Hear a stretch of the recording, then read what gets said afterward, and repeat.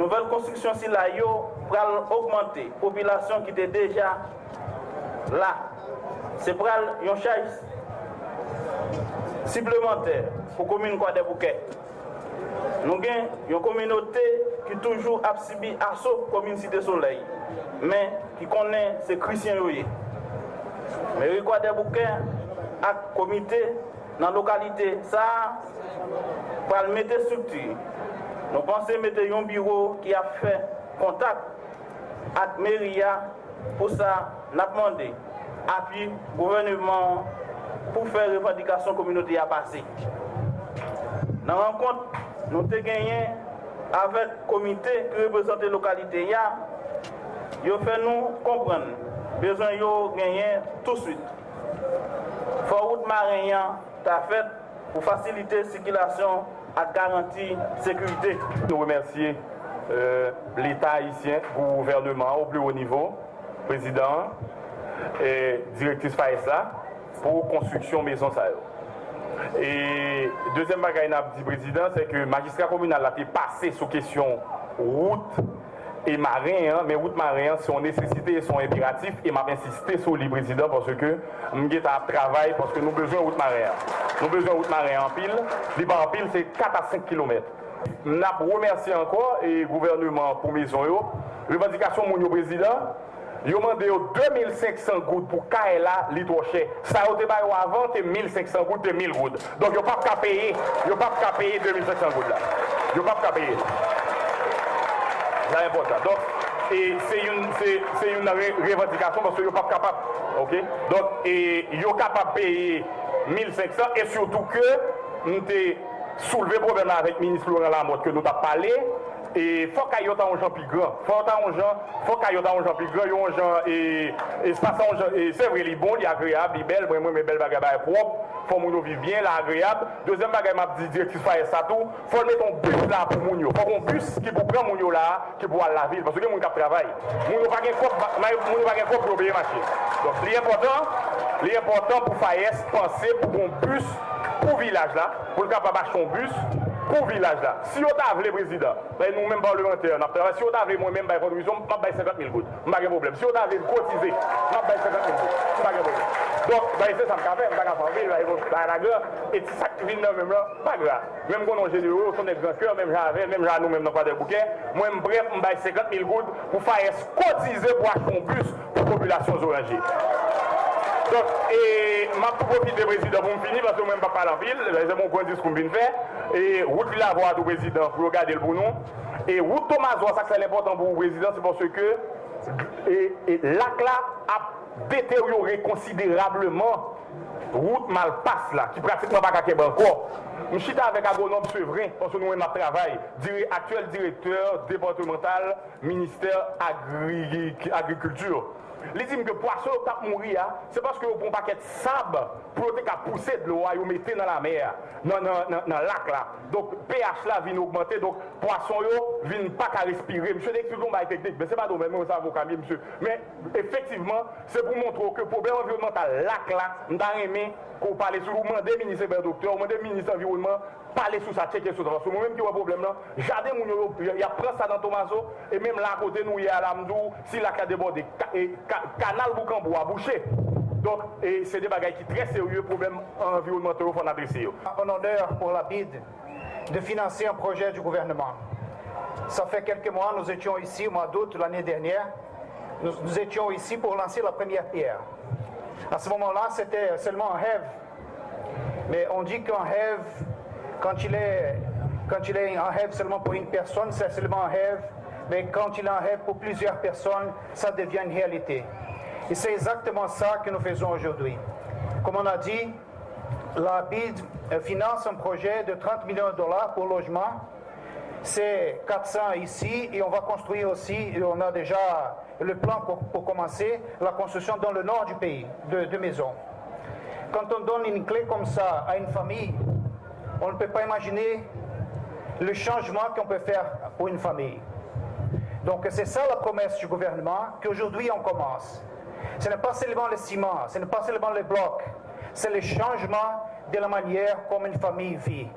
Donc c'est l'énergie, c'est l'eau, c'est la capacité de donner un endroit où les enfants peuvent étudier.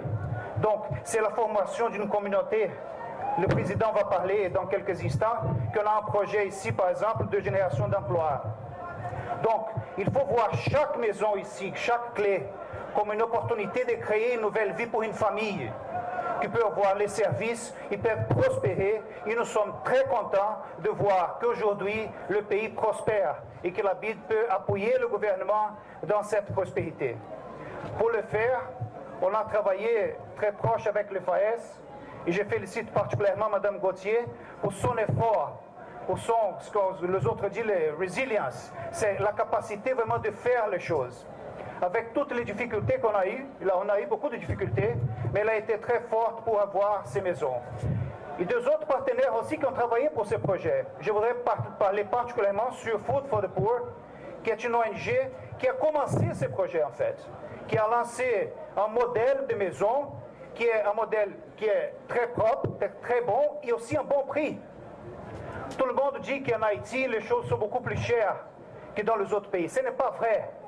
Ces maisons ont été construites avec un modèle, un prix, un coût qui est le même dans les autres pays de l'Amérique latine. Donc ce n'est pas seulement la maison, ce n'est pas seulement l'opportunité de donner aux familles la condition d'améliorer la vie, c'est aussi de montrer au monde qu'Haïti peut faire des choses bien faites, qu'Haïti peut faire des choses qui sont égales ou meilleures que les choses qu'on fait dans les autres pays.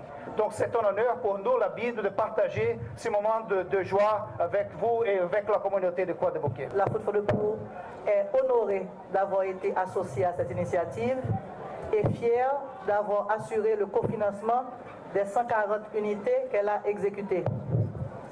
Le défi était de taille, considérant les particularités du site et les courts délais qui nous avaient été alloués pour l'exécution. Donc, je ne saurais passer sous silence tous ceux qui, à un titre ou un autre, ont contribué à faire de ce projet un réel succès, en commençant par M. Arcindo Santos de la BID, qui nous a supportés dès le début, tous les membres du FAES, Mme Gauthier, les ingénieurs de chantier, ingénieur Anglade, Bourdeau, du Carmel, et sans oublier l'ingénieur de chantier de la Food for the Poor, l'ingénieur Kender Louisin, qui a vraiment été d'un dévouement exemplaire pour que ces maisons soient telles que vous les voyez, pimpantes et fraîches à recevoir les familles. L'expérience a été enrichissante. La Food for the Poor est donc prête à continuer l'expérience aux côtés du gouvernement et de la BID pour créer d'autres communautés.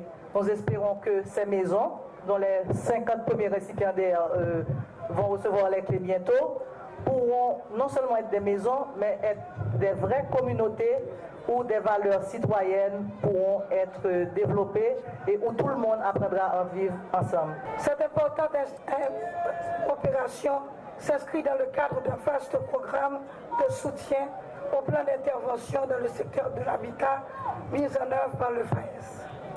L'inauguration des 400 nouvelles maisons sur le site de Soraché marque officiellement la fin de cette première partie du programme.